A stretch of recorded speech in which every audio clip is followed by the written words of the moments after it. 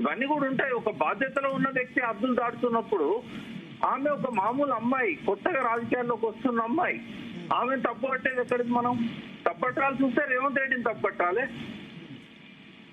Okay, అంటే కొత్తగా వచ్చిన అమ్మాయి ఇట్లా రెండోసారి ముఖ్యమంత్రి మీద మాట్లాడడం, దీనివల్ల ఇప్పుడు ఒక మంత్రి కూతురు వల్ల ఇండిసిప్లిన్ జరిగితే కాంగ్రెస్ పార్టీలో ఆ మంత్రి రెస్పాన్సిబిలిటీ వహించదా అన్నది వాళ్ళ ఎమ్మెల్యేలు, వాళ్ళు మాట్లాడిన ఎమ్మెల్యేల క్వశ్చన్.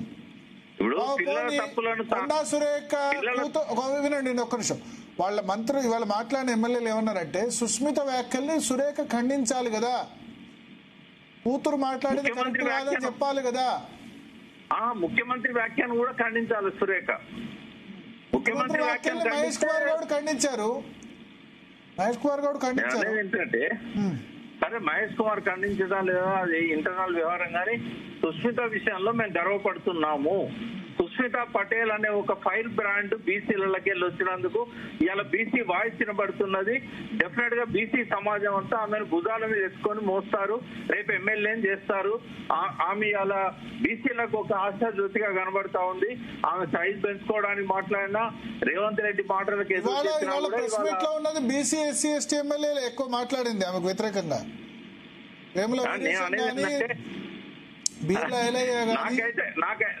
నాకైతే మళ్ళీ ఒక మురళి కనబడుతున్నాడు ఆమె లోపల. ఓ, కొండా మురళి కనబడుతున్నాడా? అంటే కొండా మురళి లేదా అంటే బీసీలకు అవసరం. ఇప్పుడు బీసీలకు ఏంటంటే ఒక సుస్మిత పటేల్, కొండా మురళి లాగా గట్టిగా నిలబడి రాజకీయాలలో శత్రువులను కూడా వణికించే స్థాయిలో ఉండాలి. ఇవాళ ఉన్న రాజకీయాలను బట్టి నేను మాట్లాడుతున్నాను. రాజకీయంగా చాలా రాజకీయాల్లో నేను అనేది భరత్ గారు, రాజకీయాల్లో నిలబడాలంటే ఎదగాలంటే సుష్మిత లాగే ఉండాలి. నాలాగుంటే నడవదు. అంటే డేర్ అండ్ డాష్ సుస్మిత లాగా అట్లా డైరెక్ట్ గా క్రిటిసైజ్ చేయాలంటారు, ఎవరికి భయపడేది లేదన్నట్టు మాట్లాడాలంటారు, అంతేనా? అట్లున్న వాళ్ళు ఎదిగారు కదా. రేవంత్ రెడ్డి అట్లే ఎదిగాడు, జగ్గారెడ్డి అట్లే ఎదిగాడు. ఆ లక్షణాలు ఉన్న వాళ్ళే ఇవాళ రాజకీయాల్లో నిలబడగలుగుతారు. ఆమె వల్ల కొండా సురేఖ మంత్రి పదవి పోతే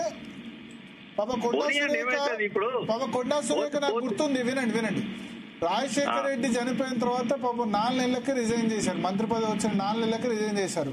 4 సంవత్సరాలు అందరూ మంత్రి పదవి అనుభవించారు. రాజశేఖర రెడ్డి చాలా అనుంగంచర్లు, చాలా ఎక్కువ చేసిన వాళ్ళు కూడా.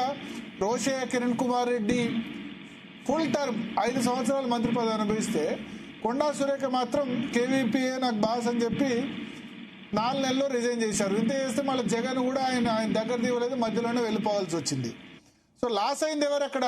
మీరు అన్న ఆ ఫెరోషియస్ కొండా సురేఖ సోనియా గాంధీని ధిక్కరించి నాకు హైకమాండ్ కేవీపీ అని చెప్పి రిజైన్ చేశారు. కానీ మిగతా మంత్రులందరూ కూడా ఫుల్ టర్మ్ 5 సంవత్సరాలు అనుభవించారు. రాజశేఖర రెడ్డికి అత్యంత సన్నిహితుల వాళ్ళు కూడా.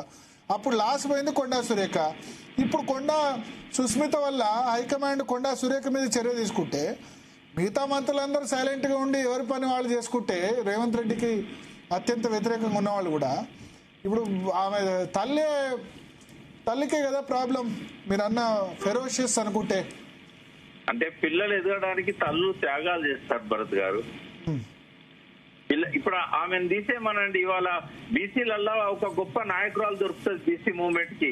అది కొండా సురేఖ రూపంలో కావచ్చు, సుష్మిత పటేల్ రూపంలో కావచ్చు. రాబోయే రోజులలో బీసీల వాయిస్ బలపడాలని కోరుకుంటున్నవాడిని నేను. డెఫినెట్ గా బీసీలకు ఒక అసెట్ అవుతారు. ఒకవేళ రేవంత్ రెడ్డి కనుక తీసేసినట్టయితే ఇవాళ బీసీలకు ఒక ఆయుధం ఇచ్చినట్టు అవుతుంది. కొండా సురేఖను కానీ సుష్మితను కానీ విన్ సిచ్యువేషన్. వాళ్ళు కార్లలో తిరగని వాళ్ళు కాదు, వాళ్ళకు బంగ్లాలు లేవని కాదు. ఈ గన్మెన్లు ఉన్నా లేకున్నా వాళ్ళకుండే మందబలం వాళ్ళకుంది. కాబట్టి మంత్రి పదవి అనేది పెద్దగా వాళ్ళు ఎన్నడూ పట్టించుకోరు కూడా. ఆత్మగౌరవం అనేది వాళ్ళు ప్రధాన స్థానంలో పెడతారు వాళ్ళు. సో ఇప్పుడు అంటే ఒక పొటెన్షియల్ లీడర్, సరే మీరు అన్నట్టు కొండా సుష్మితలో మీకు పొటెన్షియల్ బీసీ లీడర్ కనిపిస్తుంది. But A party? Congress party మరి ఇప్పుడు 2 టికెట్లు 3 టికెట్లు ఇచ్చే పరిస్థితి లేదు. బీఆర్ఎస్ లో తీసుకోరు. ఇక్కడ కేసీఆర్ గతంలో తిట్టింది, మొన్న కేటీఆర్ తిట్టింది కొండా సురేఖ. ఇద్దరు రాజకీయ నాయకులు ఎవరు భరత్ గారు 2 విషయాలు చెప్తాను.